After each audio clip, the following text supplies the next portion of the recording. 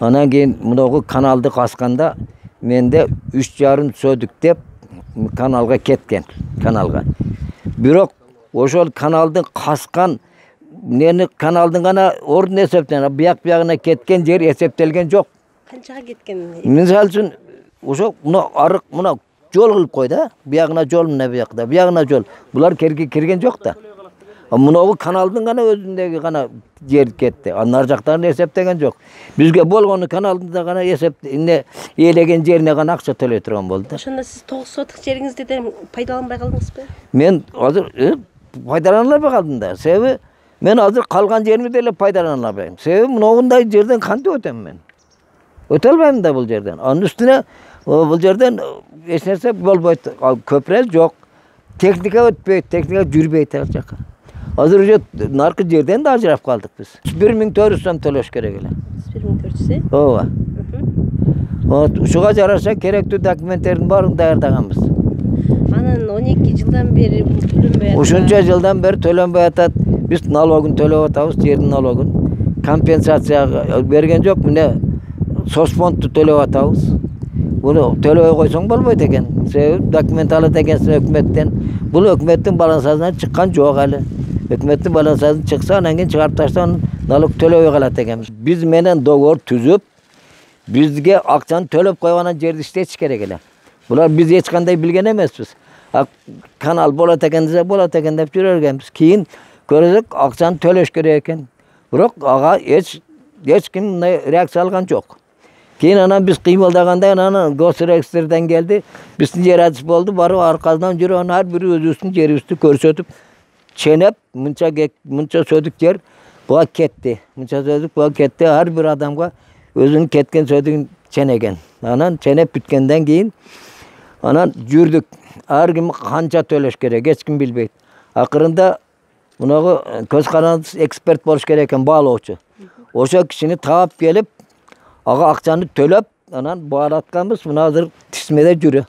Ошолор баалап берген. Бирок баа, ал баа. Ошондон бери кызым канча инфляция болду. Биз мисалы үчүн ошол убакта төлөгөн болсо, мен бир козу алып койсом, канча кой болот эле? Туурабы? Биягын ким төлөйт? Бул бир жолу. Экинчиси бул жер бизге 49 жылга берилген. Бизге 1 эле жылдыгын төлөп атат. 99 жылга.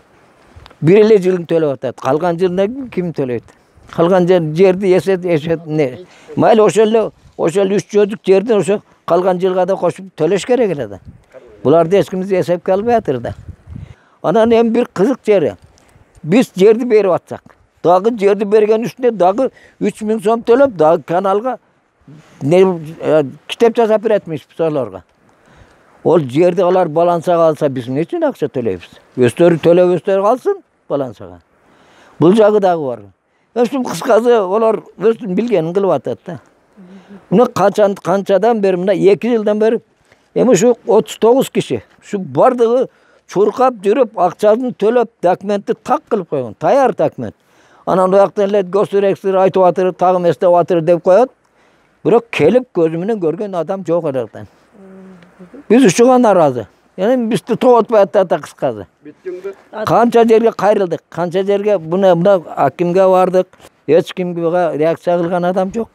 Төлөп берейин деген адам жок. Жерди алышалып алып кайрасыздар. Жерди алып алды. Булар башында туура эмес кылган да. Башында туура эмес кылып, башында ушул жерди келип бизди чакырып, сен ушунча жериң бар экен, мынча жериң кетет деп, ол эсептеп бизге акчаны төлөп коюп, анан кийин өзүнө өткөрүп алып, жерди анан казып кыла бериш керек эле. Булар аны кылган жок да. Негизинен биз бул жерге колхоз мезгилде колхоздун экономикасын көтөрүш үчүн эң жогорку түшүмдүү, жогорку доходтуу жүбөк сортундагы тамекилердин жаңы сортторун эгип 40 центнерден түшүм алганбыз. Демек азыр ошондой эле бу биздин чарба талаачылык, мал чарбачылык болгон. Тоет базасын толуктоо үчүн Папанашвили неме деген чоң жогорку түшүмдүү силос чыктуу тойтторду даярдаганбыз.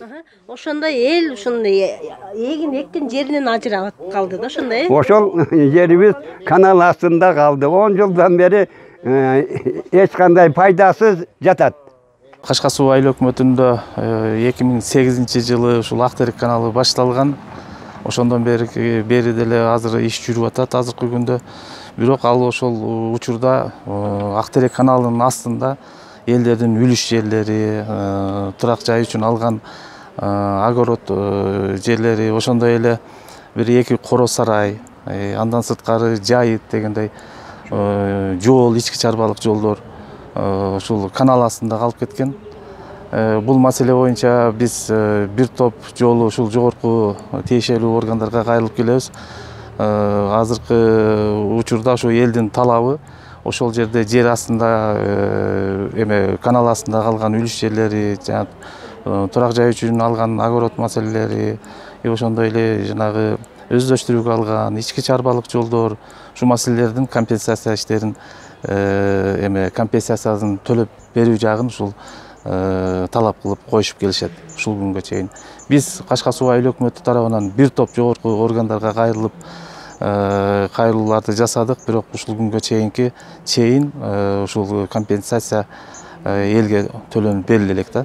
Жалпы канча кожолук калыш керек? Жалпысы бул жерде турат сууга үлүшкө алган кожолуктун адамдын саны 162 адам, бул сууга үлүш алган адамдардын саны. Ошондой эле кайракы үлүш алган адамдардын саны 50 адам, турак жайга деп алган жер участогун алган адамдар 6 адам алган. Ошондой эле коро сарайга деп алган 2 адам, эс алуу жай үчүн деп туруп алган 1 адам, анан ошондой эле чөп чабуу өздөштүрүүгө деп алган 3 адам. Баарысы биригип бул жерде 17 гектар 46 сөдүк болуп жүрөт да. Канча адам келем тапыш керек? Жабыр тарткан. Жабыр тарткан бу жерде кожолуктардын саны айтылып атат. 45 кожолуктун компенсация ала албай жүрөт. Компенсациянын жалпы суммасы канча деп алдыңыздар? Общий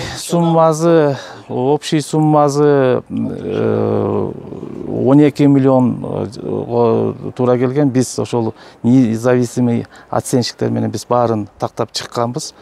Ошол 12 миллион сом акча каражаты ушул элге компенсацияга төлөнүп берилбей ушунга чейин жүрөт да.